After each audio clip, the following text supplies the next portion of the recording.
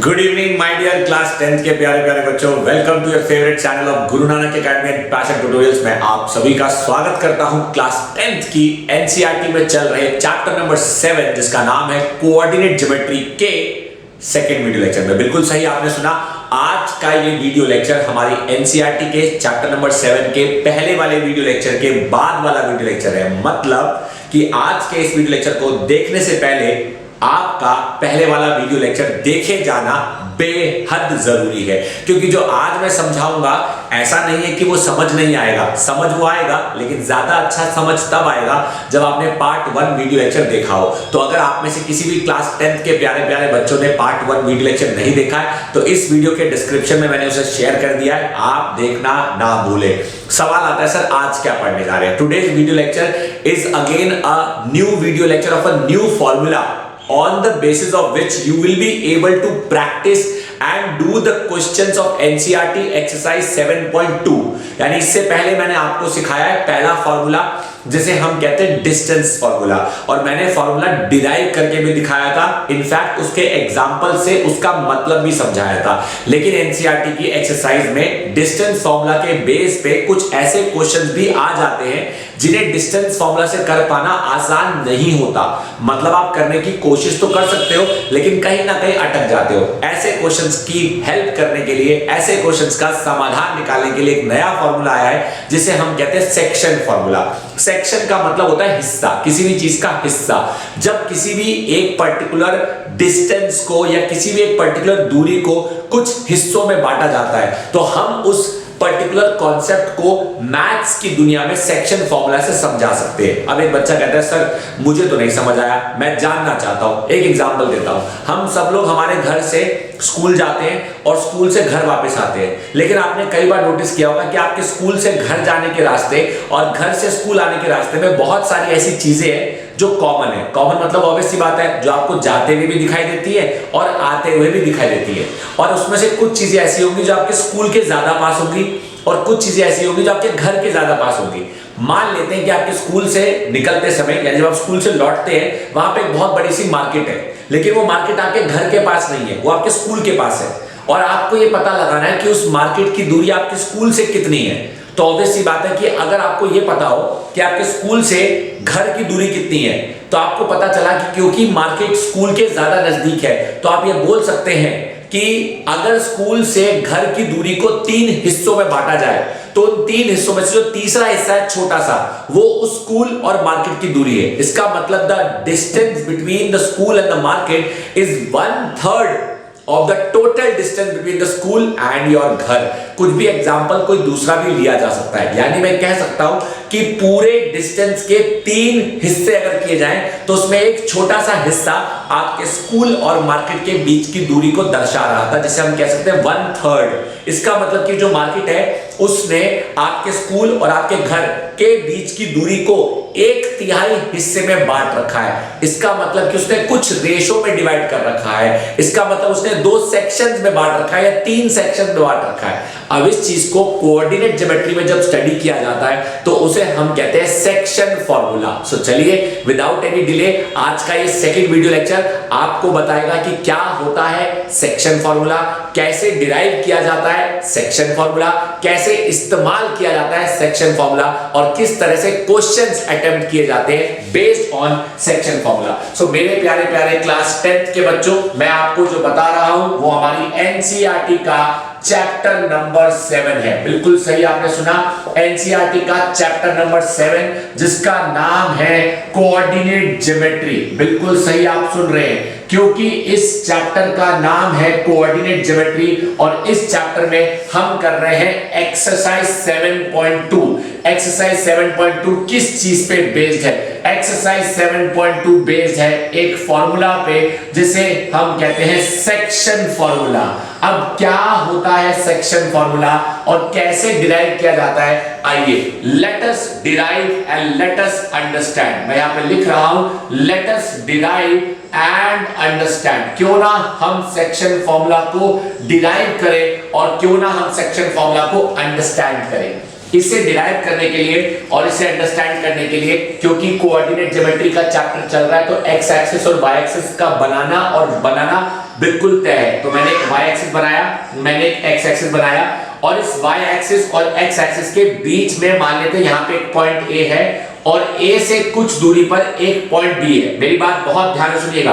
मान लेते हैं कि ए के कोऑर्डिनेट जो है वो x1, y1 है, और मान लेते हैं कि जो b के कोऑर्डिनेट है वो x2, y2 है, और इस AB पॉइंट के बीचों बीच या बीच में कहीं एक पॉइंट C है जिसके कोऑर्डिनेट x, y मान लेते हैं, such that it divides AB in the ratio of m1:m2, यानी यहां पे एक्स वाई प्लेन में, तो this is x axis, this is origin and this is y. X y plane में पॉइंट ए और पॉइंट बी के coordinate हमें पता है, और पॉइंट ए और पॉइंट बी को ज्वाइन करती हुई लाइन के बीच में कहीं एक तीसरा पॉइंट है एक्स वाई, जो कि ए और बी को m1 और m2 के रेशो में डिवाइड करता है। हमें पता लगाना है कि ये जो पॉइंट C है, इस पॉइंट C के कोऑर्डिनेट्स क्या है, तो इसके लिए हमने इस तरह से एक फिगर कंस्ट्रक्ट करने की कोशिश करी, और इस फिगर को कंस्ट्रक्ट करके मैं आपको जो समझाना चाहूंगा उसे समझने की कोशिश करना।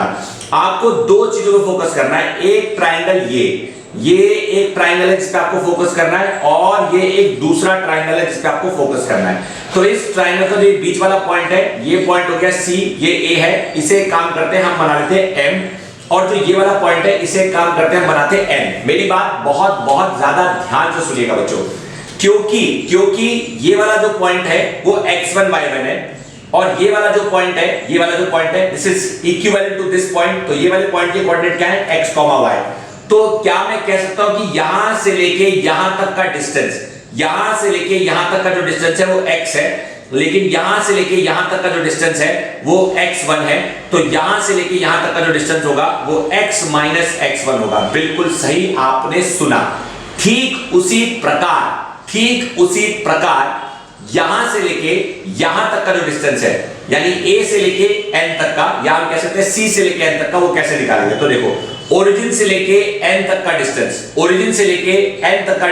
x1 है, यहां पे जो डिस्टेंस था वो x है, यानी यहां तक का डिस्टेंस है x2 है, माफी चाहूंगा। ओरिजिन से लेके b तक का डिस्टेंस यानी n तक का डिस्टेंस x2 है, और हमारे पास C तक का जो डिस्टेंस है वो x है, तो ये वाला जो डिस्टेंस होगा, यानी ये वाला डिस्टेंस निकल कर आएगा x2 माइनस x। अब एक बार देख लो, मैं दोबारा बोल रहा हूं, मेरी बात बहुत ध्यान सुनना। In triangle CAM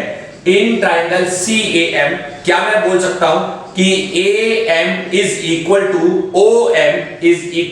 OM minus OA। मतलब जिन बच्चों को एक बार में नहीं समझ आया, अब समझ आ जाएगा कि AM is equal to OM minus OA। तो AM is equal to OM क्या था? x माइनस OA x1, तो x माइनस x1। मेरे प्यारे क्लास 10th के बच्चों, AM आ चुका है। एक बच्चा कहता है इससे होगा क्या, आप निकालना क्या चाह रहे हो? मैं बताऊंगा सेक्शन फॉर्मूला में क्या बताता है, यहां लिख देता हूं। सेक्शन फॉर्मूला हमें बताता है उस पॉइंट के कोऑर्डिनेट्स, उस पॉइंट के कोऑर्डिनेट्स जो किसी गिवन लाइन को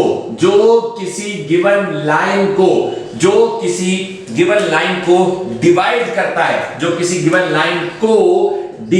करता है इंटरनली मतलब बीच में से डिवाइड करता है internally in some fixed ratio, यानी किसी फिक्स्ड रेशो में डिवाइड करेगा, इन सम फिक्स्ड रेशो यानी किसी फिक्स्ड रेशो में डिवाइड करता है। यानी हम यहां पे डिराइव कर रहे हैं, हम यहां पे डिटरमाइन कर रहे हैं to determine the coordinates of point C, यानी कि हमें पॉइंट C के कोऑर्डिनेट्स डिटरमाइन करने हैं, यानी x, y पता लगाना है। जब A पता है और B पता है, A के कोऑर्डिनेट x1 y1 पता है, B के कोऑर्डिनेट x2 y2 पता है। और मैंने ट्राइंगल ACM में AM पता लगा दिया। सिमिलरली मैं यहां पे लिख सकता हूं इन ट्राइंगल CBN, तो मैं यहां लिखूंगा सिमिलरली इन ट्राइंगल CBN में हम यहां पे लिख सकते हैं कि जो हमारा डिस्टेंस है CN that can be written as is equal to OM, यानी O से लेके N तक, इसकी बात कर रहा हूं, इसे कॉरेस्पॉन्डिंग टू N मान लिया मैंने। सो ON minus OC, so therefore CN can be written as x2 minus x, यानी x2 में से x माइनस करेंगे तो मुझे ये मिलेगा। मेरे प्यारे प्यारे प्यारे क्लास 10th के बच्चों, एक बच्चा कहता है अब क्या करोगे मास्टर जी? हाँ सुनो, देखो अब क्या करूंगा। अब मैं आपको दो चीजों को फोकस करने के लिए कहूंगा, बहुत ध्यान से सुनना। यहां पे triangle ACM we can say that हम बोल सकते हैं, क्या बोल सकते हैं कि triangle ACM is similar to triangle CBN। अब सिमिलैरिटी क्राइटेरिया आप खुद सोच लो क्या होगा। ये वाला एंगल और ये वाला एंगल कॉरेस्पॉन्डिंग एंगल है, ये वाला एंगल और ये वाला एंगल 90 डिग्री है। सो बाय एंगल क्राइटेरिया, भाई एंगल क्राइटेरिया ऑफ सिमिलैरिटी मैं एनसीईआरटी के चैप्टर नंबर 6 ट्रायंगल्स में आपको बखूबी समझा चुका हूं, तो बेशक आपको वो आता होगा। अगर फिर भी किसी बच्चे को नहीं आता है तो मेरी सजेशन है कि मेरी क्लास 10th की प्लेलिस्ट चैप्टर नंबर 6 ट्रायंगल्स को जाके देखें, आप सीख जाओगे। सो कमिंग बैक टू जो मैं समझा रहा था, अगर ये दोनों ट्रायंगल सिमिलर है तो क्या मैं कह सकता हूं कि इसका परपेंडिकुलर अपॉन उसका perpendicular should be equal to इसका बेस अपॉन उसका बेस इज इक्वल टू इसका हाइपोटेन्यूज अपॉन उसका हाइपोटेन्यूज, यानी इसका P1 P2 B1 B2 H1 H2 के बराबर है। तो इसका परपेंडिकुलर BN, इसका परपेंडिकुलर मैंने लिया BN, इसका परपेंडिकुलर लिया मैंने CM, BN is equal to CM। Base 1 इसका आपका हो गया ACM का। एक काम करते हैं, मैंने पहले किसका परपेंडिकुलर ले लिया, अच्छा मैं ट्राइंगल ACM की बात कर रहा हूं ना, तो ट्राइंगल ACM का परपेंडिकुलर CM, तो यहां लिखा मैंने CM बटा BN, यानी इसका लिया CM और इसका लिया BN। उसके बाद बेस की बात करते हैं, CN बटा AM, तो मैंने यहां पे लिख दिया, हमारे पास आ गया ACM में AM हमारा बेस है और इसका CN है, तो ACM का बेस हो गया हमारे पास AM, तो इसका बेस AM और उसका CN। तो देखो यहां पे AM और यहां पे CN, घूरो चीजें समझ आनी चाहिए। इसका हाइपोटेन्यूज इज AC एंड इसका हाइपोटेन्यूज इज BC। जरा एक बार देख लीजिए प्यारे प्यारे क्लास 10th के बच्चों, तब जाके आपको चीजें समझ आएंगी कि मैं कर क्या रहा हूं। आओ वैल्यू पुट करते हैं। CN की जगह मैंने पुट करा x minus x1 divided by BN की जगह CN की जगह, एक मिनट सॉरी माफी चाहूंगा, CN की जगह ये नहीं पुट करना था, CN को मैंने फाइंड नहीं किया अभी, कोई बात नहीं।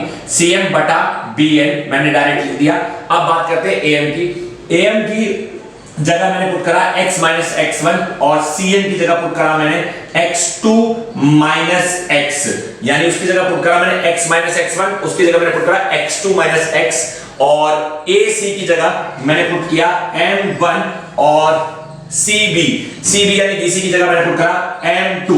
सिर्फ इस हिस्से की बात कर रहा हूं, सिर्फ इस हिस्से की, यानी अगर मैं इस हिस्से को सॉल्व करता हूं तो मुझे क्या प्राप्त होगा उसे मैं यहां लिखूंगा। देख लीजिए मैं यहां लिख रहा हूं वी नाउ गेट, हमें क्या प्राप्त होगा जरा बहुत ध्यान से देखना। सॉल्व करना पड़ेगा आपको। जब आप सॉल्व करोगे तो आपको प्राप्त होगा M2x minus M2x1 is equal to M1x2 minus M1x, और हम लिख सकते हैं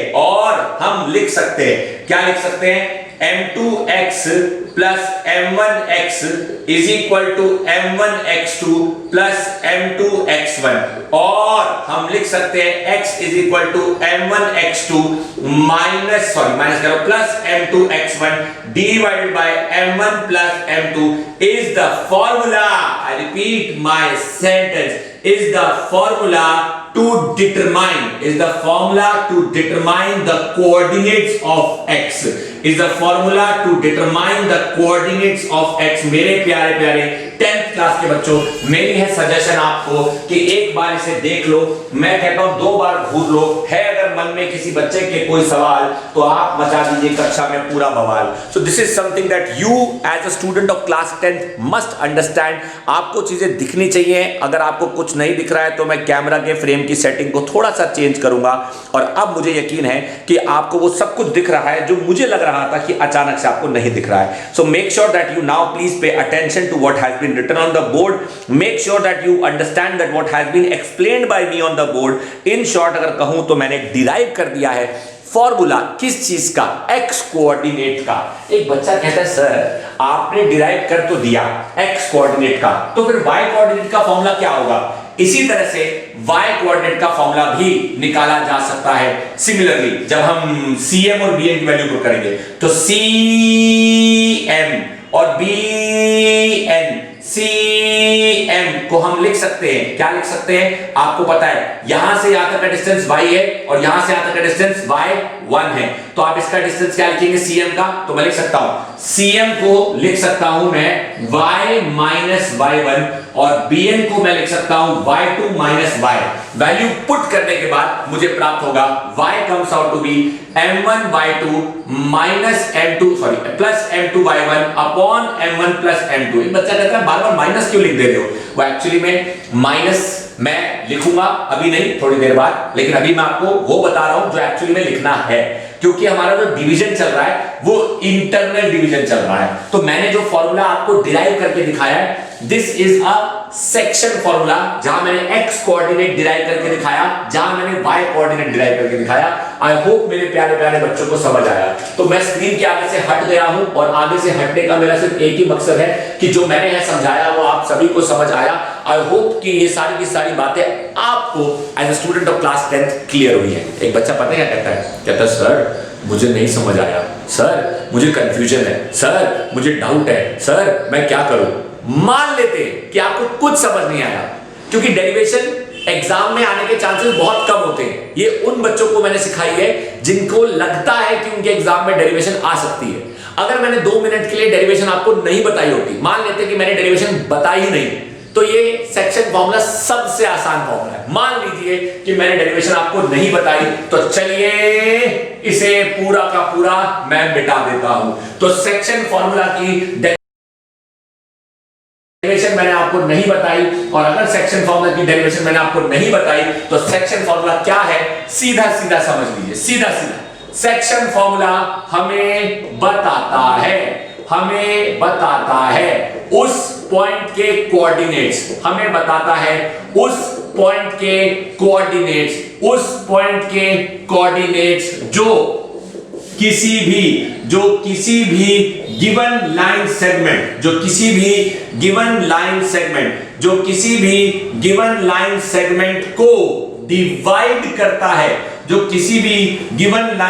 को डिवाइड करता है, इन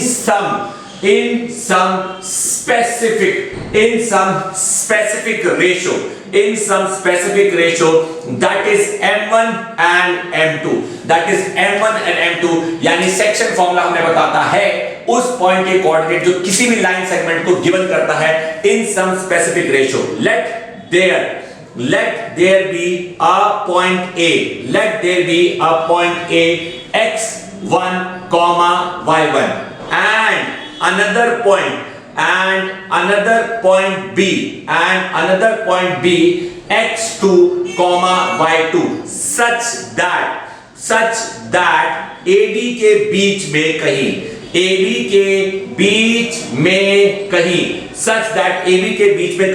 पॉइंट C है जो AB को डिवाइड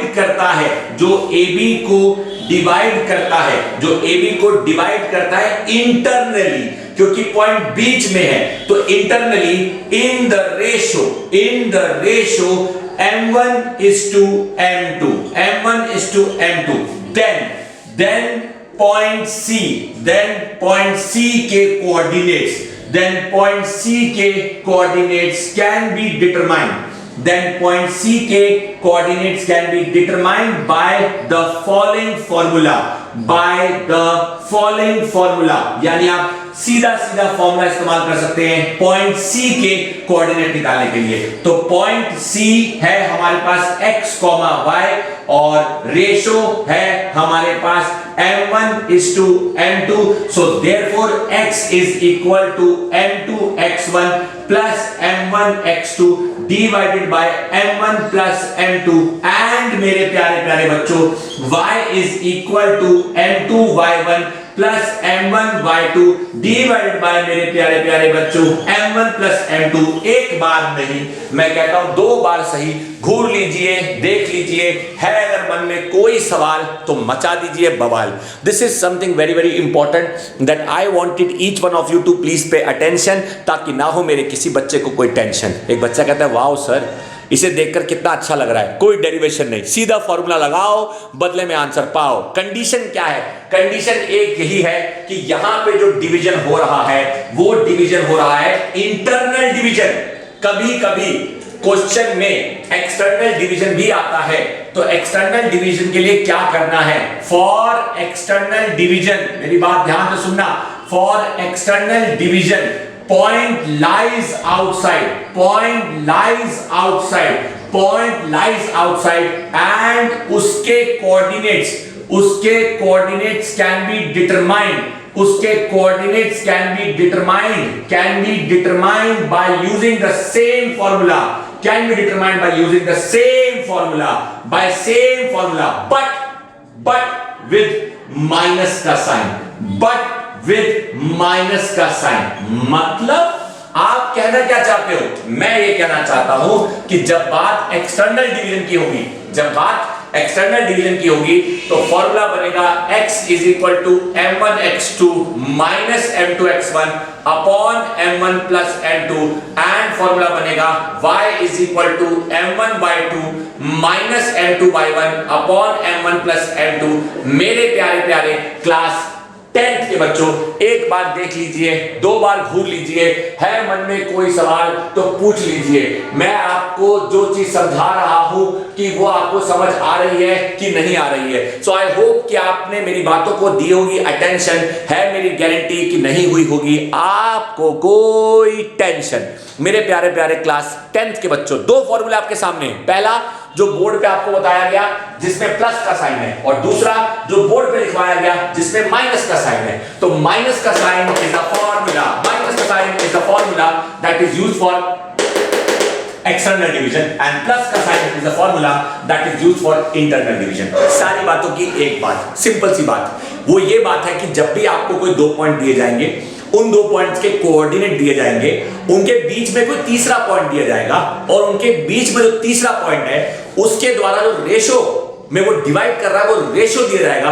तो उस पॉइंट के जो कोऑर्डिनेट्स होंगे वो कोऑर्डिनेट्स क्या होंगे? तो उस पॉइंट के जो कोऑर्डिनेट्स होंगे या उस पॉइंट के जो कोऑर्डिनेट्स होते हैं वो कुछ और नहीं बल्कि x और y होते हैं, जिन्हें डिटरमाइन करना बहुत आसान होता है। आपके सामने है, एक बार देख लीजिए, 2 बार घूर लीजिए, जो मैं आपको बता रहा हूं उस पे दीजिए अपना पूरा अटेंशन, ताकि ना हो आपको कोई tension. So this is something that I wanted each one of you, that my class 10th के प्यारे प्यारे बच्चों को मेरे द्वारा बताई जाने वाली बातें समझ आ रही है। अब क्या, आप जानते हैं बच्चा क्या बोला? कह रहा सर बहुत हुआ फॉर्मूला, पिछले 20 मिनट से आप फॉर्मूला ही करे जा रहे हो, आ गया समझ, बस जरा क्वेश्चन भी करा दो। तो चलिए मेरे प्यारे प्यारे क्लास 10th के बच्चों, आपको कराते हैं कुछ क्वेश्चंस। मैं अपने साथ किताब लेके बैठा हूं। सो डियर किताब देखा, आप मेरे पास आ जाइए, किताब मेरे पास आ चुकी है, और अब मैं बोर्ड पे लिखी हुई सारी जानकारी को मिटाऊंगा और आपको कुछ क्वेश्चंस की प्रैक्टिस मैं करके दिखलाऊंगा, ताकि आप भी घर पे कुछ क्वेश्चंस को प्रैक्टिस कर पाएं और एनसीईआरटी की एक्सरसाइज 7.2 को तो जरूर कर पाए। तो दीजिए इस बात पे पूरा ध्यान, ताकि ना हो मेरा कोई बच्चा जरा भी परेशान।